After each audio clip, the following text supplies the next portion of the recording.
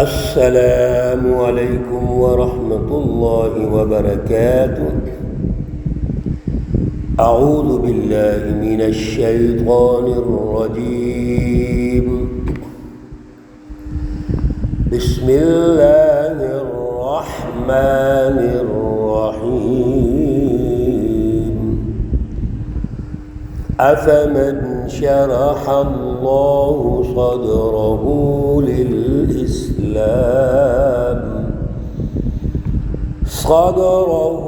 للإسلام فهو على نور من ربه فويل للقاسية قلوبهم من ذكر الله أولئك في ضلال مبين۔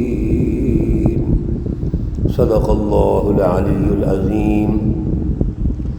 اللہم صلی علی سیدنا ومولانا محمد النبی الأمی وعلى آلہ واصحابہ وبارک وسلم وصلی علیہ۔ معزز سامعین و سامعات، سورۃ الزمر پارہ نمبر 23، آیت مقدسہ نمبر 22، اور یہاں سے پارے کا الحمدللہ آج آخری رکوع شروع ہو رہا ہے۔ اللہ رب العزت اس آیت مقدسہ کا فہم اور شعور عطا فرمائے، اور عمل کی توفیق اور صلاحیت عطا فرمائے۔ میرے عزیزو، ایک آیت ہے لیکن اس میں بڑی اہم اللہ نے بات ارشاد فرمائی ہے، آپ کی توجہ کی ضرورت ہے۔ میں آپ عزیزوں سے اکثر یہ کہتا ہوں کہ ایک لفظ سنو یا ایک آیت سنیے، ہم نے اس کو سمجھنا ہے اور پھر اس پر عمل کرنا ہے۔ اصل میں کامیابی ہماری یہی ہے، درس کا معیار ہونا چاہیے۔ یہ نہیں کہ ایک رکوع کا ترجمہ پڑھ لیا یا پورے قرآن پاک کا ترجمہ پڑھ رہے ہیں، لیکن اس ترجمے کی امپلیمنٹیشن کیا ہے، اس پہ بھی تو غور و کرنا ہے۔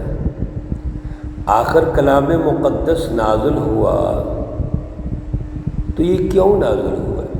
یہ مسلسل آپ بہن بھائی عزیز سن رہے ہیں کہ یہ تو ذکرا ہے۔ ابھی پچھلے درس میں بھی عرض ہوا، ان فی ذلک لذکرا لأولی الالباب۔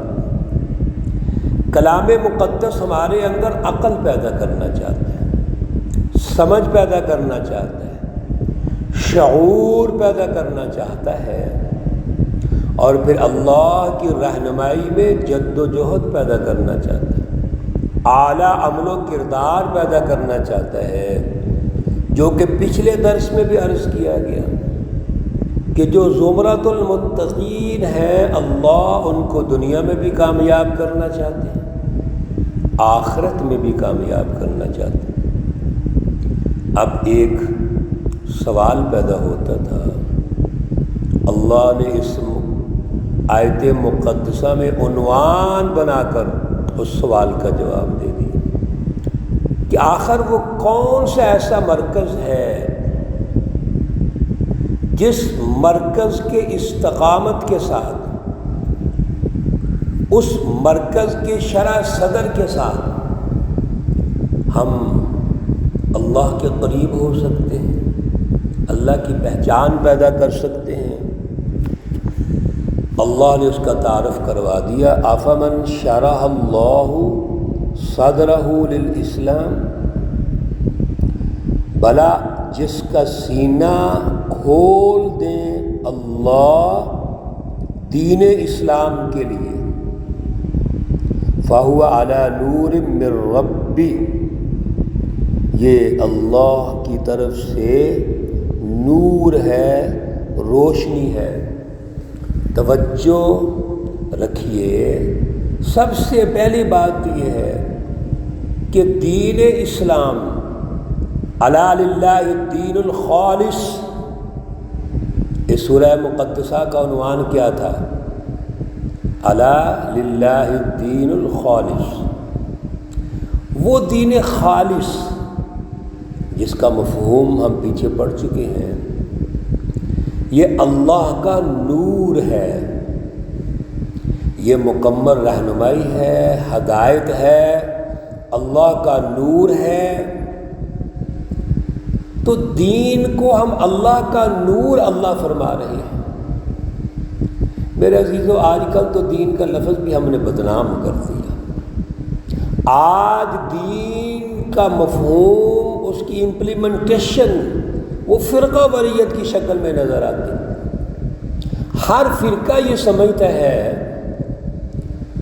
کہ دین کو ہم سمجھتے ہیں، وہ ہماری میراث ہے۔ ان الدین عند اللہ الاسلام، یاد رکھو، ایک جملہ یہ سن لیجئے کہ دین اسلام فرقہ واریت کا نہیں ہے، وہ اجتماعیت کا ہے۔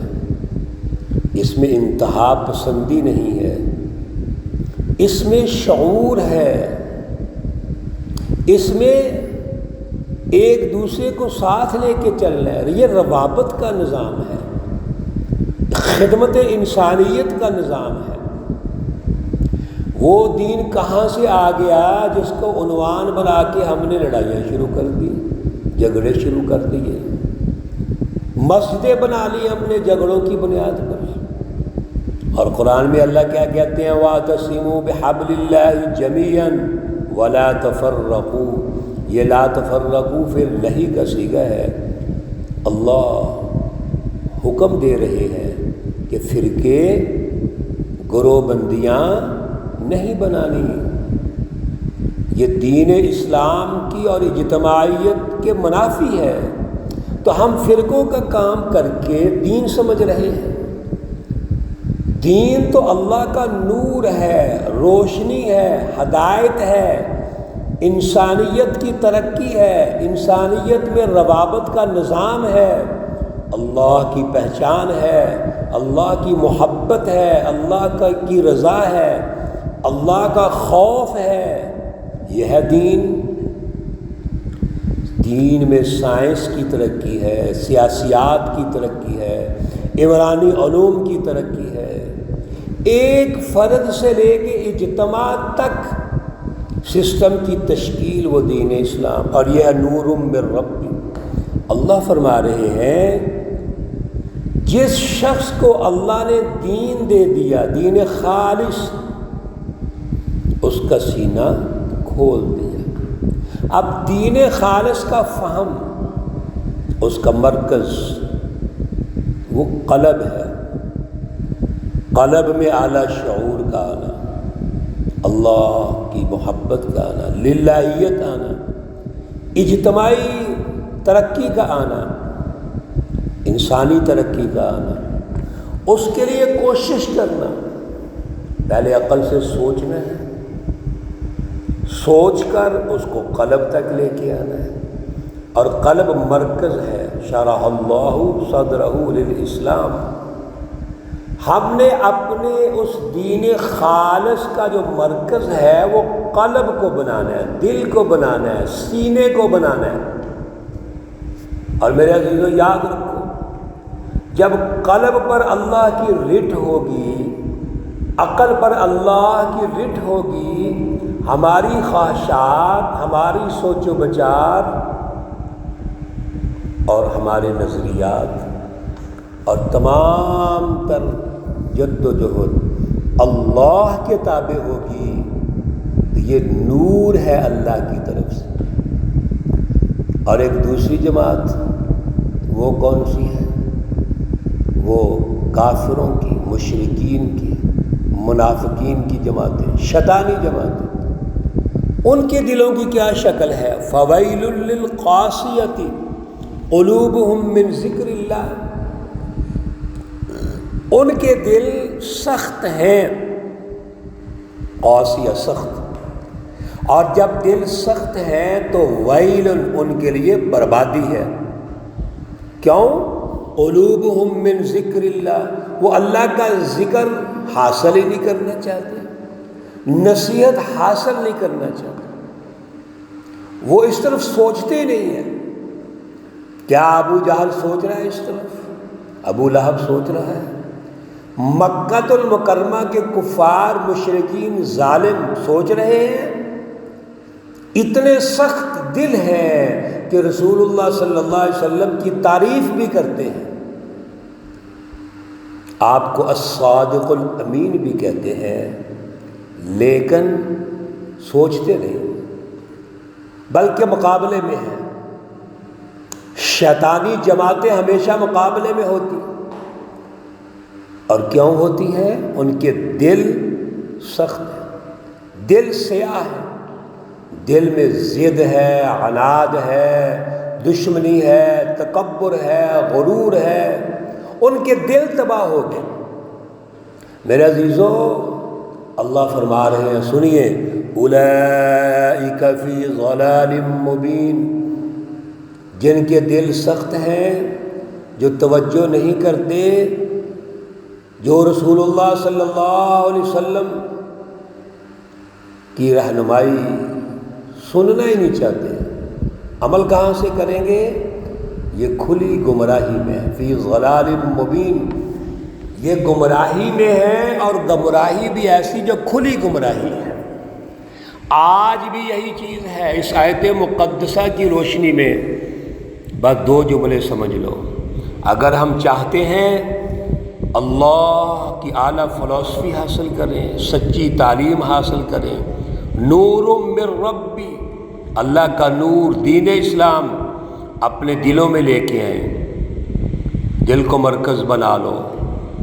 اور پھر جب اللہ کا نور آ گیا، جس کا تعلق حضیرت القدس سے ہے، اللہ سے ہے، پھر اس دل میں کسی اور کی محبت، اور کی فلسفی، کوئی اور خیالات، نظریات، سوچ نہیں آئے گی. اور جب یہ دل پاک ہوگا، تمام علیشوں سے پاک ہو جائے گا، پھر یہ سخت نہیں ہو سکتا. پھر یہ کافروں کا دل نہیں ہوگا، مشرکوں کا دل نہیں ہوگا، منافقین، جھوٹوں اور فراڈیوں کا دل نہیں ہوگا. یہ مومنوں کا دل ہے. ہم نے جب بھی کوئی اللہ کی رہنمائی سننی ہے، 3 کام کیا کرو. توجہ سے سنیں، یستمعون القول، پھر اس کو سمجھیں، یعنی غور و فکر کریں. اور تیسرا، اس کو آج کے معاشرے میں، سماج میں کیسے امپلیمنٹ کرنا ہے، اس کی جد و جہد. یہ 3 کام ہیں. اگر یہ کر رہے ہیں تو ہمارے دلوں میں اللہ کا نور ہے، اور اگر کوئی ایک بھی نہیں کر رہے تو اس کا مطلب ہے کہ کوئی بھی رہنمائی، سچی رہنمائی جو ہم سن رہے ہیں، اس میں کمزوریاں ہیں. اس کمزوری کو دور کیجئے، اللہ کی ان ہدایات کی روشنی میں دور کیجئے. اللہ رب العزت ہمارے قلوب کا تزکیہ فرمائے. اللہ ہمارے قلوب کو اپنے ساتھ جوڑ لیں، اور شیطانی جماعتوں سے بغاوت اور بیزاری کا اعلان کریں. اللہ ہمیں توفیق عطا فرمائے. اللہ رب العزت تمام بیماروں کو شفائے کاملہ عاجلہ مستمرہ عطا فرمائے. اللہ رب العزت تمام مرحومین و مرحومات کو جنت الفردوس میں اعلیٰ مقام عطا فرمائیں. ربنا تقبل منا انك انت السميع العليم وتب علينا انك انت التواب الرحيم. وصلى الله تعالى على النبي الأمي محمد وعلى آله وأصحابه أجمعين برحمتك يا أرحم الراحمين. السلام عليكم ورحمة الله وبركاته.